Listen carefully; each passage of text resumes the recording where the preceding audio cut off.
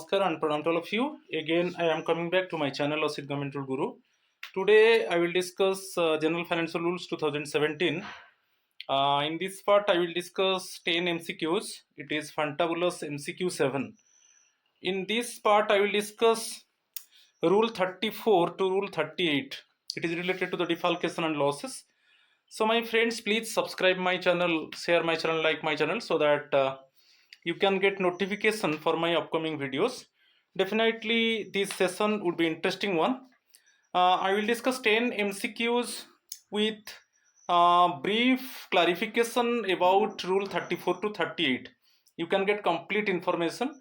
So very briefly I will explain rule 34 to 38, and also you can get very effective 10 MCQs. So my friends, please subscribe my channel, share my channel, like my channel. Follow my Facebook page. It is same Asit Government Rule Guru, and my WhatsApp number is 8327782034. If any query is there, you can contact with me and clear your doubt. So now I am going to discuss Fantabulous MCQ 7.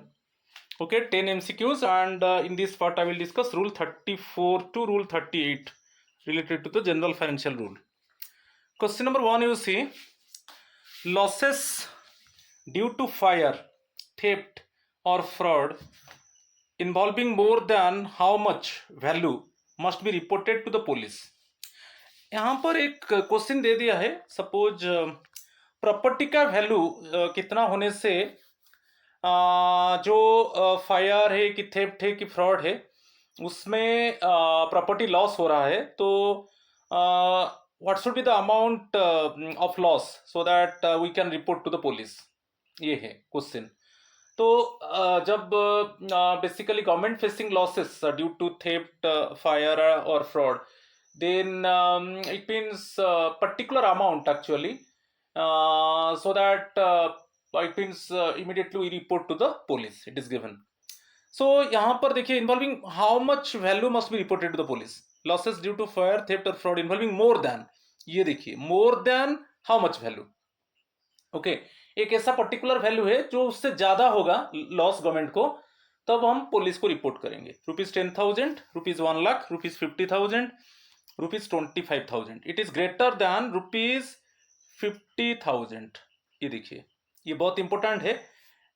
So option C is the correct answer. Clear? So just you remember कि if the government facing losses and government facing loss of property and whose value is greater than ₹50,000 and cause is fire, theft or fraud, then immediately it must be reported to the police. So greater than ₹50,000, right? up to 50,000 ऐसा नहीं है कि हम police को report करेंगे, मगर greater than 50,000 we must report to the police. Option C is the correct answer.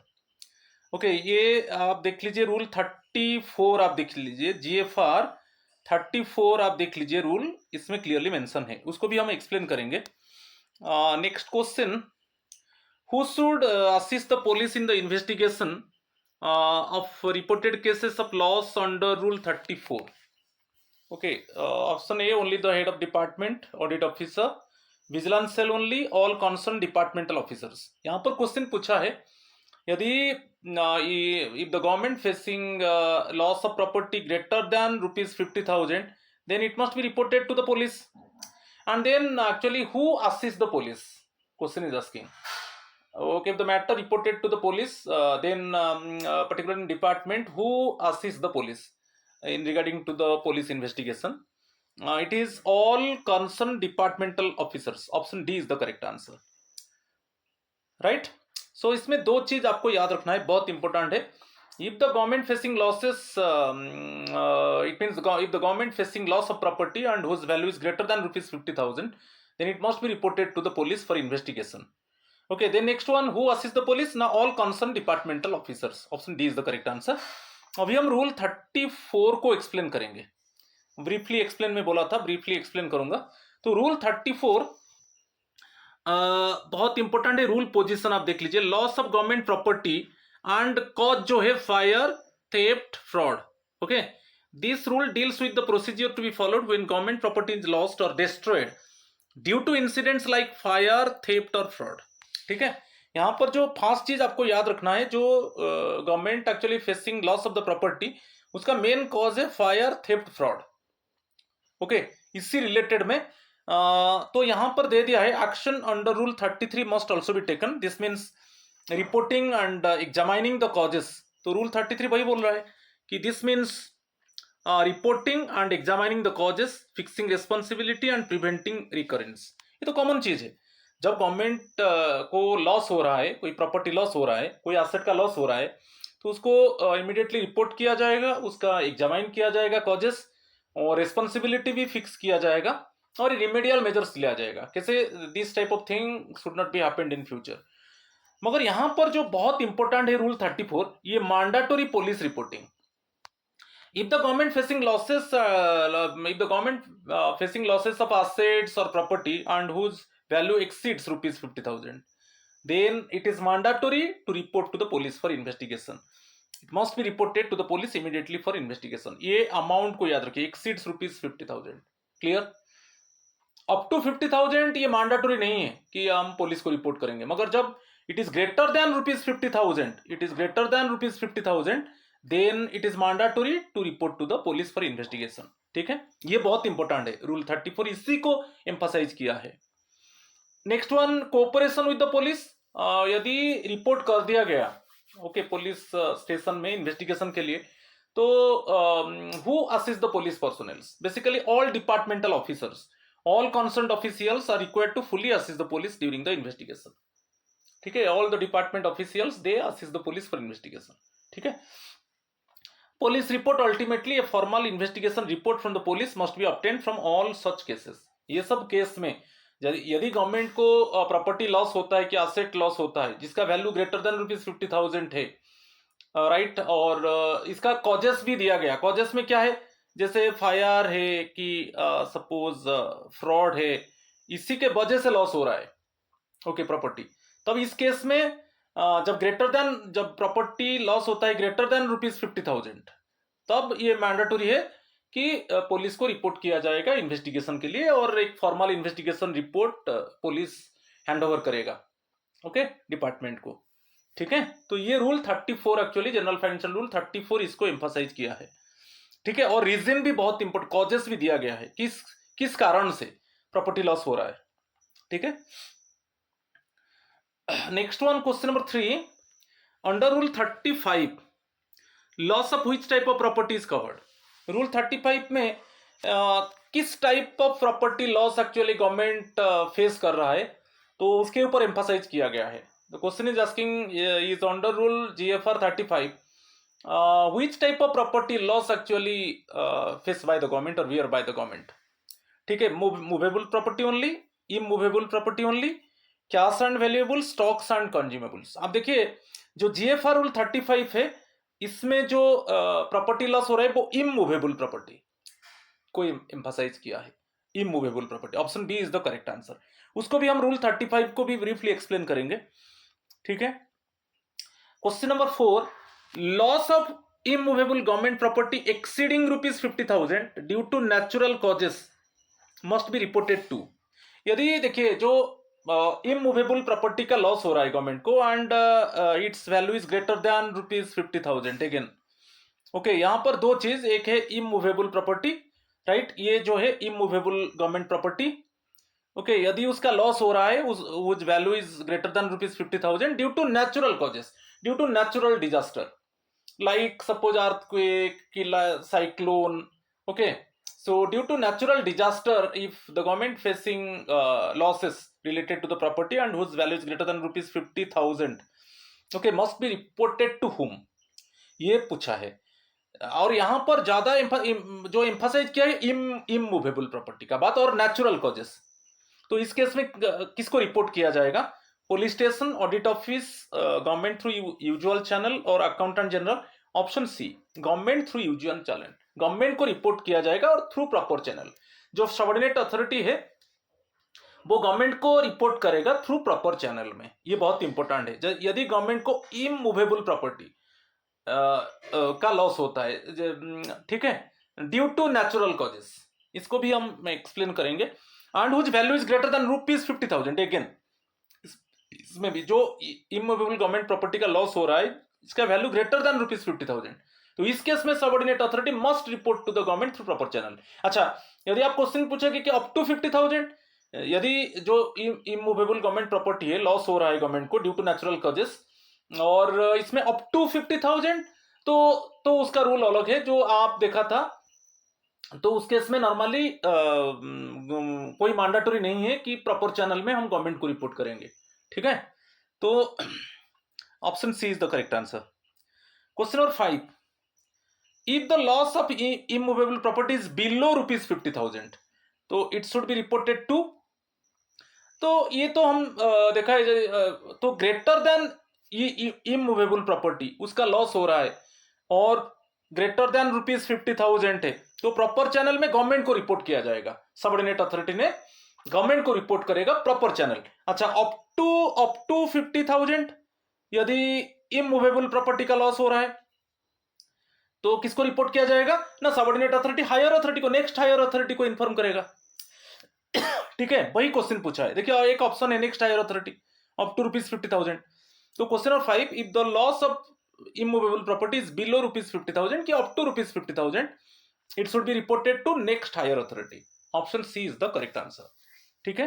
तो rule 35 को हम एक्सप्लेन करेंगे यहां पर। ज्यादातर rule 35 loss of immovable property again by fire, flood etcetera, जो नेचुरल कॉजेस है, नेचुरल फैक्टर्स की वजह से यदि इमूवेबल प्रॉपर्टी का लॉस होता है तो उस केस में किसको रिपोर्ट किया जाएगा। जैसे इमूवेबल प्रॉपर्टी बिल्डिंग से, रोड से, ब्रिजेस से, एक्चुअली ये सब डिस्ट्रॉय हो रहा है caused by natural disasters. Natural disasters चाहे फायर है, फ्लड है, अर्थक्वेक है, सुनामी है, तो ये तो रूल 35 किसको एम्फसाइज किया है, इमूवेबल प्रॉपर्टी। अच्छा, इमूवेबल प्रॉपर्टी का जो लॉस हो रहा है किसके वजह से हो रहा है ना, ड्यू टू नेचुरल डिजास्टर्स। और immovable property like buildings, bridges, roads, flyovers, ठीक है।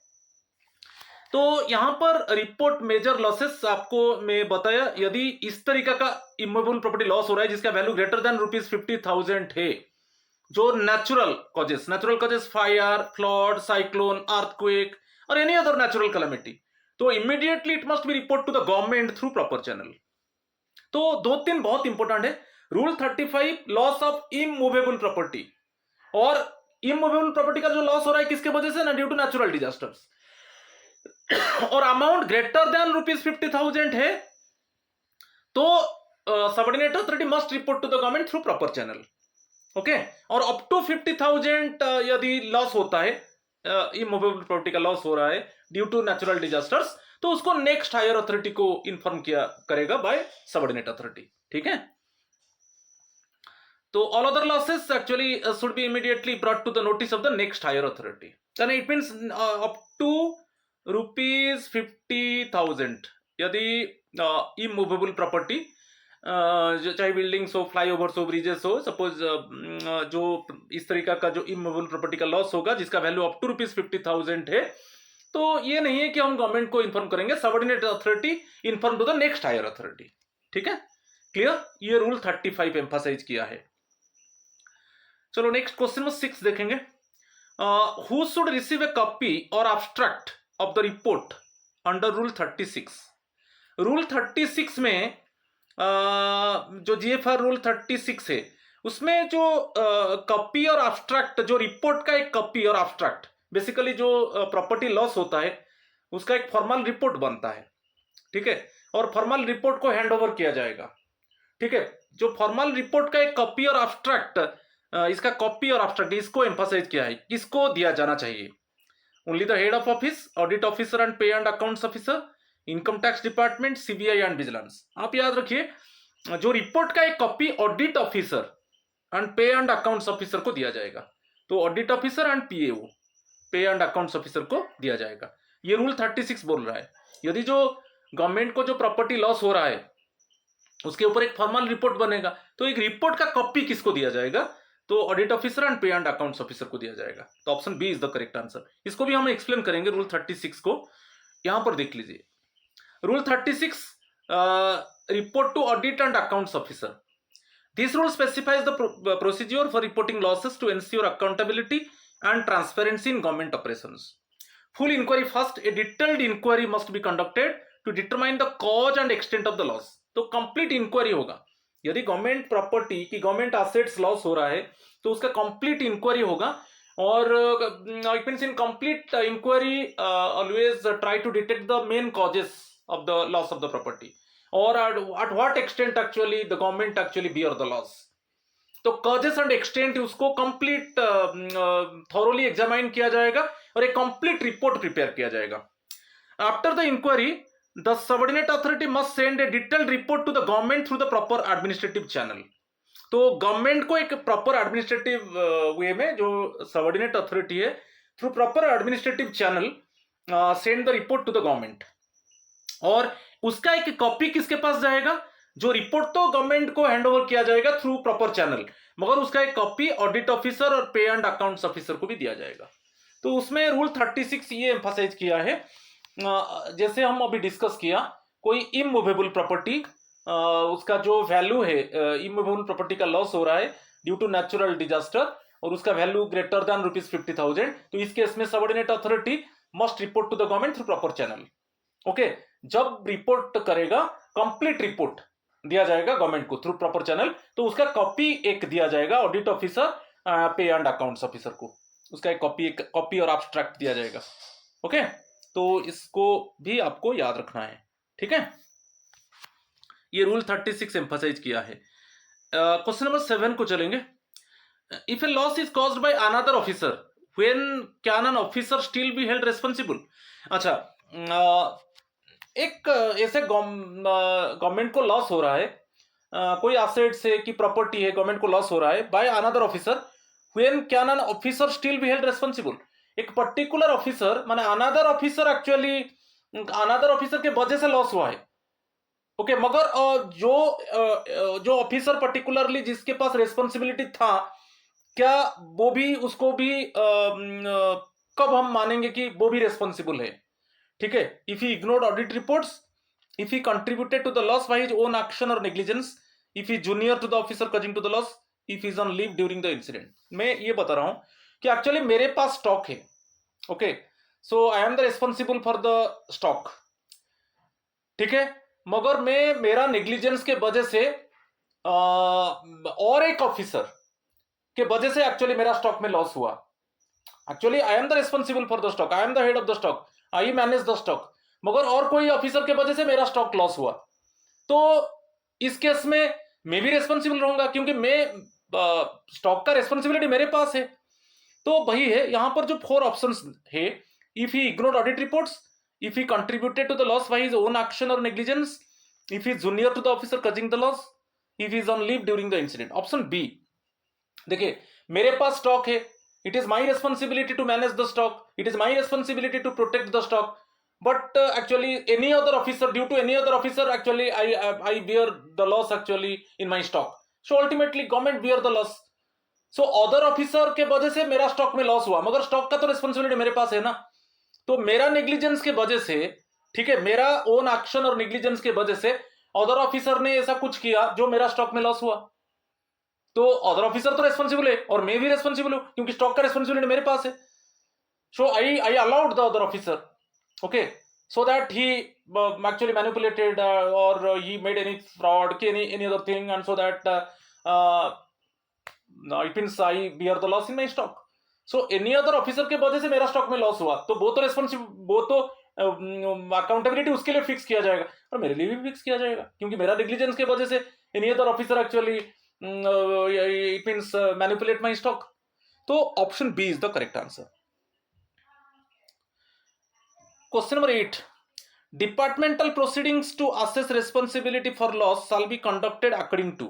यदि जो रिस्पॉन्सिबिलिटी होता है, सपोज मेरे वजह से अभी government actually bear the loss because I am the basically I manage the stock, it is my responsibility to manage the stock, I am the head of the stock, तो मेरे वजह से स्टॉक में loss हुआ और ये भी detect हुआ अल्टीमेटली, जो रिपोर्ट फॉर्मल रिपोर्ट आया कि due to the responsibility of the particular government servant under whose supervision actually stock is there. Okay, तो डिपार्टमेंटल प्रोसीडिंग्स तो होगा. ओके, क्योंकि जो स्टॉक का लॉस हुआ पर्टिकुलरली द गवर्नमेंट सर्वेंट वो रेस्पॉन्सिबल था।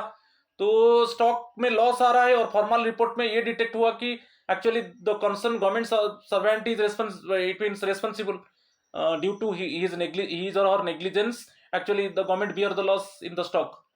तो उसमें तो डिपार्टमेंटल प्रोसीडिंग्स होगा। तो कैसे होगा?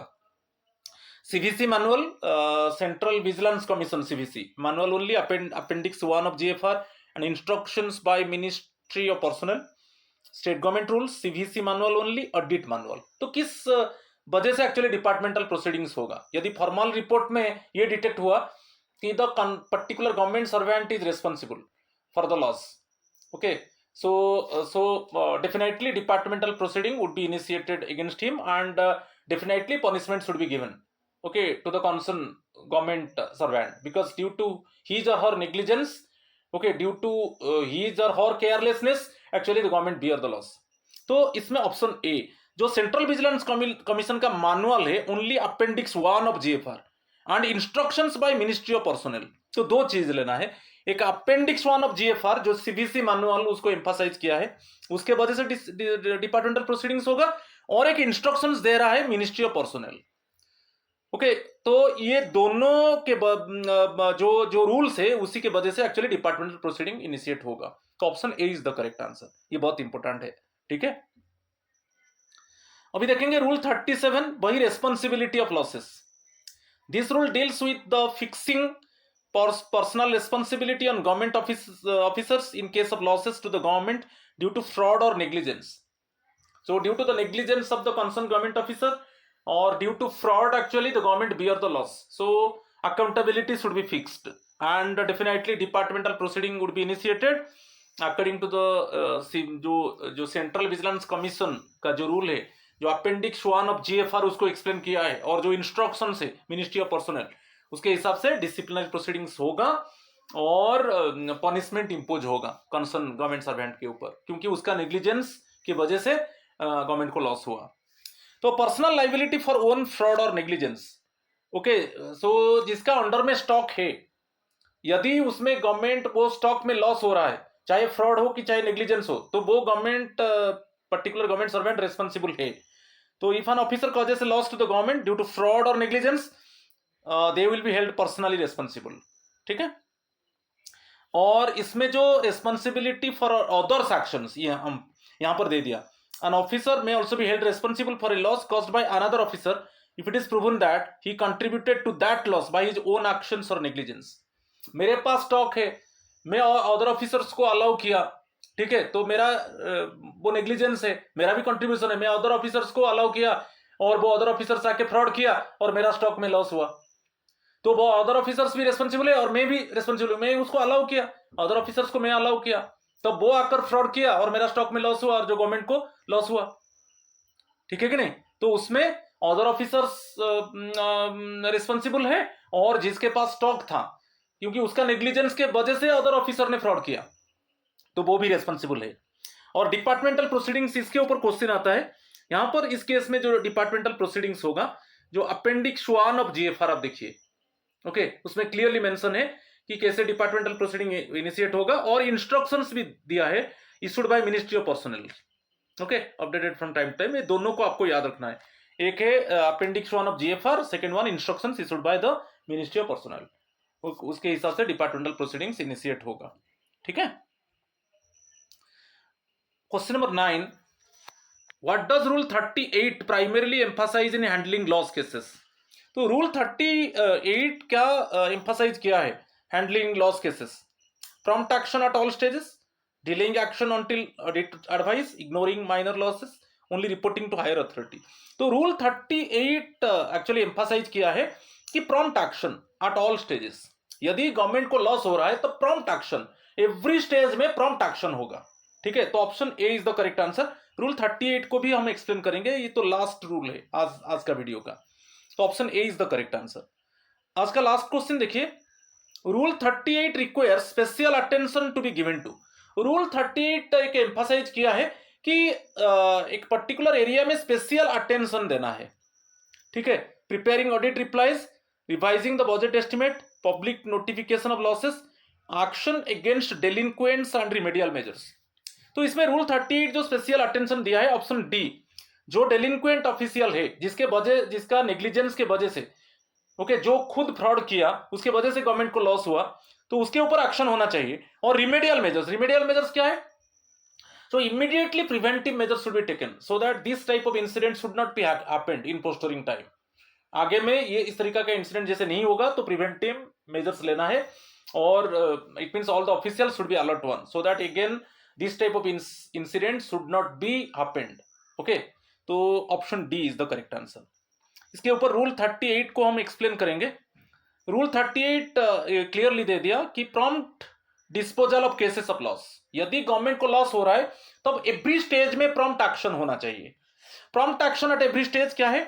आपको डिटेक्ट करना है, डिटेक्ट द कॉज, मेन कारण क्या है, किस वजह से एक्चुअली लॉस हुआ, और at what extent actually the government bear the loss. तो रिपोर्ट बनाना है, रिपोर्टिंग करना है इन्वेस्टिगेशन करके, और यदि राइट अप कर सकते हैं जो लॉस हुआ उसको, जो कॉम्पिटेंट अथॉरिटी है वो भी राइट अप भी कर सकता है। और फाइनल डिस्पोजल वो एचओडी के पास जाता है, head of the department proper channel से subordinate authority head of the department को भेजता है। यदि जो फाइनेंशियल डेलीगेशन पावर है हेड ऑफ द डिपार्टमेंट का, यदि वो बियॉन्ड चला जाता है फाइनेंशियल डेलीगेशन पावर के हिसाब से, जो head of the department actually action नहीं ले सकता, तब वो मिनिस्ट्री ऑफ फाइनेंस को वो रिपोर्ट जाएगा और वो फाइनली डिस्पोज करेगा। तो prompt action means immediately detect करना है causes and it means extent of loss, report अच्छे से बनाना है, और यदि कॉम्पिटेंट अथॉरिटी राइट अप कर सकता है, उसके पास पावर है, वो राइट अप कर सकता है, और फाइनल डिस्पोजल। ओके, तो ये प्रॉम्प्ट एक्शन, इसी तरीके से डिफरेंट स्टेज में प्रॉम्प्ट एक्शन होना चाहिए। नेक्स्ट है focus on accountability, special attention must be given to. तो अकाउंटेबिलिटी, जो डेलिंक्वेंट ऑफिशियल है जिसका नेग्लिजेंस के वजह से लॉस हुआ, वो जो खुद फ्रॉड किया, the concern officer actually due to it means fraud of the particular concern officer the government bear the loss, तो वो डेलिंक्वेंट ऑफिशियल्स के ऊपर एक्शन होना चाहिए, और इमीडिएटली रिमेडियल मेजर्स भी होना चाहिए। दोनों एक्शन होगा डेलिंक्वेंट ऑफिशियल्स और रिमेडियल प्रिवेंटिव मेजर्स होगा, जैसे in future actually that type of incident should not be repeated. ठीक है, और कंट्रोल स्ट्रेंथनिंग कंट्रोल सिस्टम को भी, इनर जो इंटरनल कंट्रोल को स्ट्रेंथन करना है। After the loss the internal control should be reviewed and improved to prevent similar losses in the future. तो ये सब चीज को आपको देखना है, जो रूल 38 एम्फसाइज किया है, एवरी स्टेज में प्रॉम्प्ट एक्शन होना चाहिए, और जो भी गवर्नमेंट डेलिंक्वेंट ऑफिशियल है उसके ऊपर एक्शन होना चाहिए, रिमेडियल मेजर्स इमीडिएटली लेना चाहिए कि इस तरीका का जो गवर्नमेंट अभी लॉस किया तो इस तरीका का इंसिडेंट आगे में नहीं होगा, और इंटरनल कंट्रोल सिस्टम को रिव्यू करना है और उसको इंप्रूव करना है, जैसे आगे में गवर्नमेंट को कोई भी लॉस इस तरीका का नहीं होगा। ठीक है, तो आज ये 10 एमसीक्यूज था, और रूल 30 जीएफआर रूल 34 टू 38 में एक्सप्लेन किया। ये मेरा फंटाबुलस एमसीक्यू 7 था, आप वेट कीजिए फंटाबुलस एमसीक्यू 8 को। रूल 39 से मैं स्टार्ट करूंगा। ठीक है, please subscribe my channel, share my channel, like my channel, so that you can get notification and definitely you can get some good videos, and also you can get some questions, exam oriented questions, so that it would be very much fruitful for you. So namaskar to all of you, thank you.